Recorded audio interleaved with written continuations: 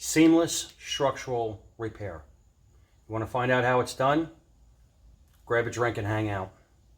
Alright gang, on this installment of rebuilding a Mustang, this is going to be the second part of Salvador. And what we got going on here is we've cut more out of the trunk area so I can have access to everything. Now, there's a couple important lessons going on here, so should you care to, pay attention.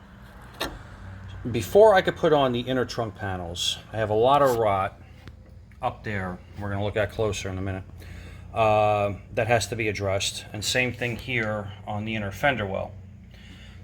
Now, the inner and outer fender wells both have significant damage, so I have new ones, and I'm going to cut and splice those in, because the rest of it is in good shape. I'm trying not to take the quarters off the car and really, turn this thing into a major project. Like this isn't major enough. Okay, so first and foremost, inside the frame rails here.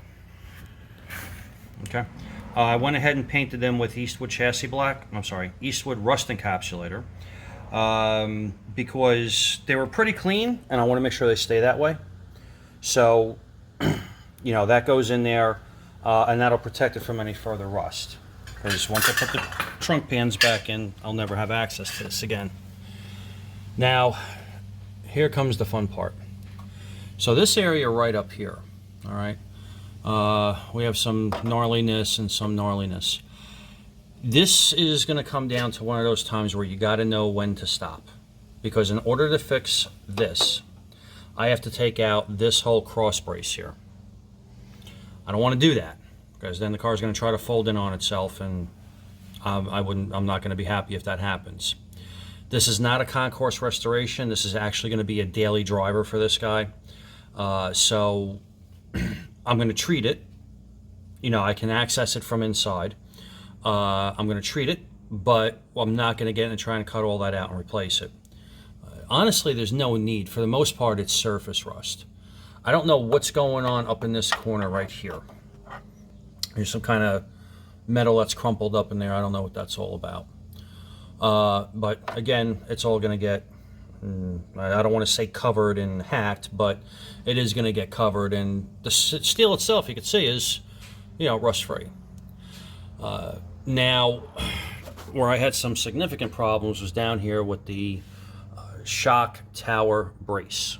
Okay, so if we look on this end, you can see where it attaches to the car, or where it's supposed to be attached to the car, is actually hanging down, and this here is just completely broken off.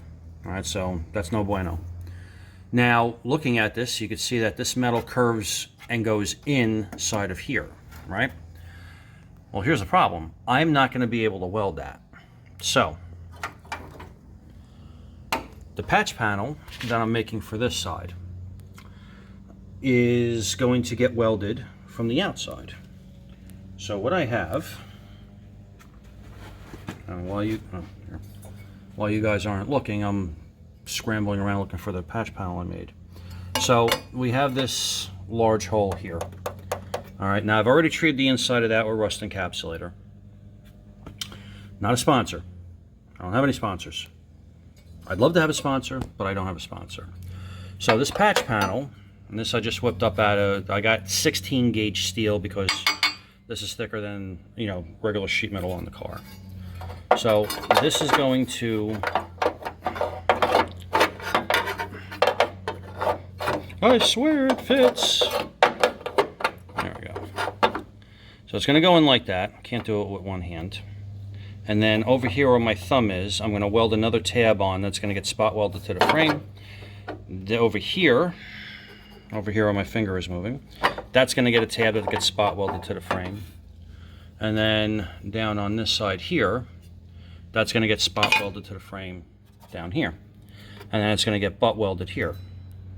So once it all goes together, and it gets ground down, other than the tabs coming out instead of in, you'll never know that there was a repair done here. And they'll get drilled and spot welded to the frame. So that's what's going on. Now, as far as forming this, it was actually pretty easy. I made a template out of some manila folders, or a manila folder. All right, this part here has a slight curve to it. So the easiest way I found to make that curve is to actually use the axle of the car. So I put the steel on here, and I just bent it and bent it and bent it until I got the desired curve I want. Now, these curves here, Yahtzee. What I did is I have a metal rod. It's actually a part of my Swag off-road metal bender that goes in my hydraulic press. So that's the bender down there. This is the backstop for it, but it's solid 1-inch rod. So what I did is I vice gripped the metal onto here, and then I just, well, I actually did it by hand, formed it around here, and that gave me my curve. So I know I said a couple of important lessons. Important lesson there is that you don't need all the big, fancy, expensive tools. And then as far as these, when it came to marking them, I just sort of eyeballed it, okay? And then I put them, I have a regular brake, and put them in the brake and broke them at 90 degrees, tweaked them where I needed to. To actually cut the sheet metal, I have a pair of air shears, all right? And on this 16 gauge, it ran right through it. So a lot easier than using a cutoff wheel. Sure as hell easier than using tin snips. And, you know, to clean up my bends, to clean up the cuts, I use this to rough cut it. I have a throatless shear and ran it through the throatless shear. It's one of my favorite tools in the shop. I've had this thing for 7 years, 8 years. Absolutely love it. Oh, so here's a quick tip. When you're marking out for your bends, right? So let's say you're going to put something in a brake, or if you're going to put it in a vise. A lot of times you're going to want to draw a line, and that's fine. There's nothing wrong with that, but that line can get taken off. So what I do is I take an automatic center punch, and on the corners of where I know it has to go in the brake, I'll make a couple of dots, just like that, and you can see that. All right, now when I put that in the brake, it could never move. And I don't have to worry about the angle being off, unless I measure it wrong. So I'm going to get these tabs made up, get them welded on to the patch panel, and then weld that to the car. All right, so what I did under the car was I made a couple of marks where I want those L tabs to come out that are going to get welded to the frame. So I'm just going to take some little scrap pieces of steel here, and I'm going to cut them to fit on here. So throatless shear, I said, one of my favorite tools. Don't get your fingers in there.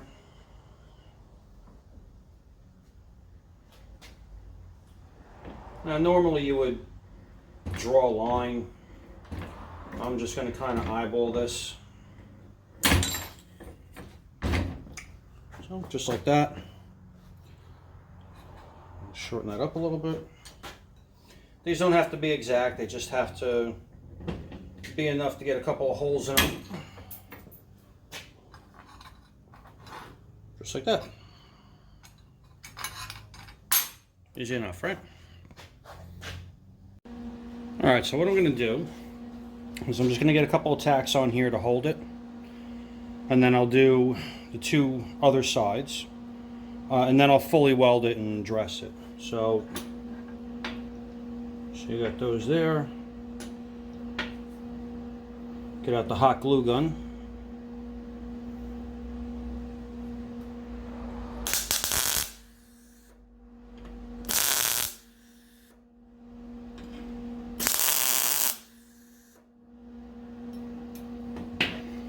That'll hold it for now.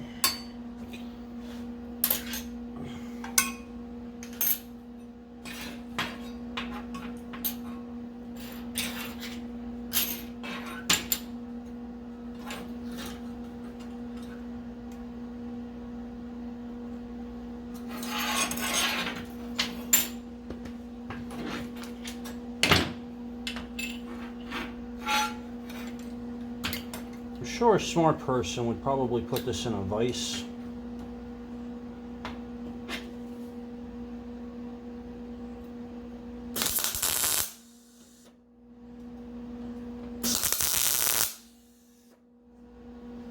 And for this, I'm using a 135 amp welder. I'm using 035 wire because that's what's in there. Being that this is 16 gauge, it'll handle it.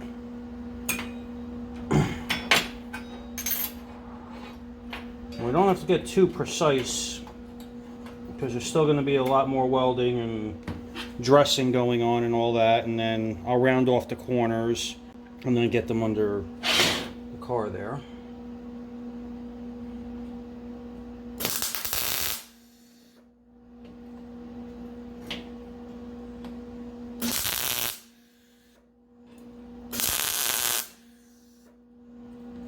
That's it. That's all it takes to hold it. So, like I said, when I weld them, I'll put the holes in them for the plug welds, and then I'll show you the installation when it goes in. Alright gang, so starting to fit up the, they're starting to weld in the patch panel. Now, it may look a little funky from your angle where you are, but there's no way I can get in here and weld this and video at the same time without you looking at my back. But it needs a little push and prod, and there's actually a curve that comes this way from here. Then this part is also curved this way, then this is also in there like this. So I've already had it in there with clamps and all that, and you know, it's going to sit just fine.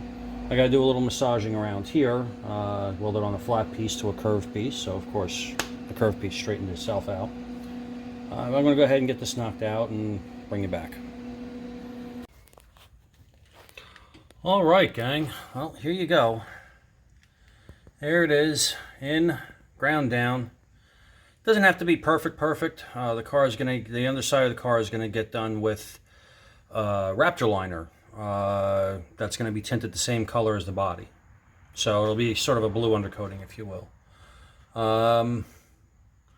Yeah, not too bad. That was pretty legit. There was it turned out to be a little more difficult than I wanted, because you have a curve that sort of comes down and this way to under the frame, right? On top of that, it's also curved this way. And then, just because of the way I cut it, this was on an angle, this was on an angle, and the backside here was actually narrower. So it took a little fadoodling to get that all straightened out. But there you go. Seamless, structurally sound. More or less the way the factory did it. Like I said, the factory did it this way.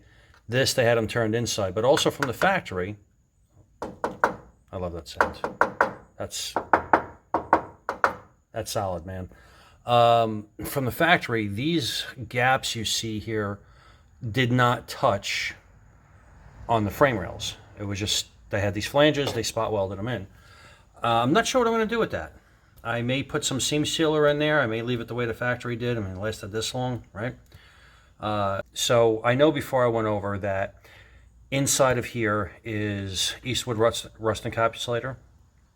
The back side of this is done with SEM self-etching primer because it's bare metal. And then, of course, the outside here, you can see everything that I did with copper weld, which is a weld-through primer. So, I mean, it's protected as it's going to get. Not really sure, like I said, what I'm going to do as far as the gaps, but like I said, even, I'm going to grab a light, even from the factory, now this is what's left of the factory piece, okay, and you can see here there was a hole where they had a bend here, and then up underneath here is also like that. So, alright guys, there you go. We'll see you on the next one.